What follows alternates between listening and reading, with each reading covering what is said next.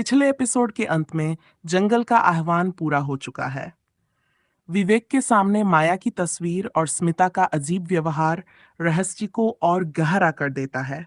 जंगल की ताकत अब खुलने को है, लेकिन इसके साथ ही एक ऐसा सा सच सामने आने वाला है जो सब कुछ बदलेगा। जंगल के चबूतरे के पास स्मिता अचानक गिरकर बेहोश हो जाती है। विवेक घबराकर उसे होश में लाने की कोशिश करता है। स्मिता धीरे धीरे होश में आती है और टूटे फूटे शब्दों में कहती है, विवेक, माया, जंगल का राज मुझसे जुड़ा है, मैं माया की। इससे पहले कि स्मिता पूरी बात बता पाती, जंगल में फिर से तेज हवाएं चलने लगती हैं। पेड़ की शाखाएं अजीब आवाजें करने लगती हैं। विवेक महसूस करता है कि कोई उसे घूर रहा है। विवेक स्मिता को लेकर जंगल के और गहरे हिस्से में जाता है। अचानक उन्हें एक छोटा सा प्राचीन मंदिर दिखाई देता है, जिसके चारों ओर सूखे पेड़ खड़े हैं। मंदिर के दरवाजे पर वही निशान बने होते हैं जो चबूतरे पर देखे गए थे। विवेक फुसफुसाते हुए कहता है, यही है वो जगह जहां माया की सच्चाई छुपी है। जैसे ही विवेक मंदिर के अंदर कदम रखता है, मंदिर की दीवारों पर माया की परछाई उभरने लगती है। मंदिर के अंदर एक पुराना दर्पण रखा होता है।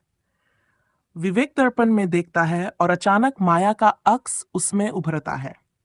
माया की आवाज गूंजती है, विवेक तिकुम, मैं जंगल की कैद में हूं, लेकिन ये जंगल सिर्फ मेरा नहीं, इसका अंत गहरा है। विवेक हैरान होकर पूछता है, कौन है इसके पीछे? तुम्हारे साथ क्या हुआ था? माया की परछाई धीरे धीरे मंदिर की दीवारों पर एक दृश्य दिखाती है। माया ने जंगल के भीतर किसी प्राचीन शक्ति को जगा दिया था। वह शक्ति जो जंगल को नियंत्रित करती है, अब किसी को भी बाहर नहीं जाने देती।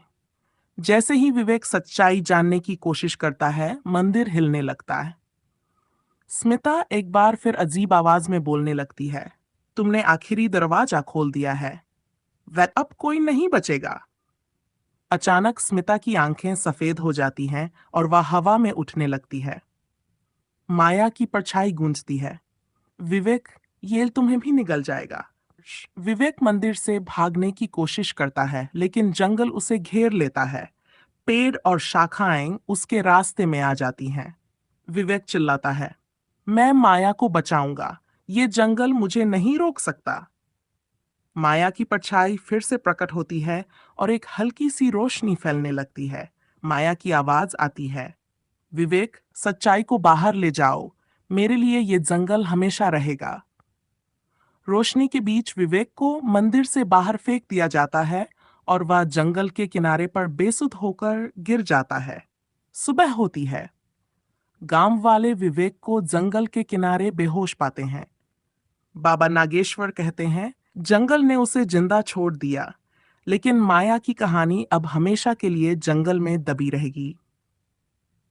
विवेक होश में आता है, लेकिन अब भी उसकी आंखों में माया की परछाई घूम रही होती है। कुछ रहस्य कभी उजागर नहीं होते, जंगल आज भी माया को बुलाता है।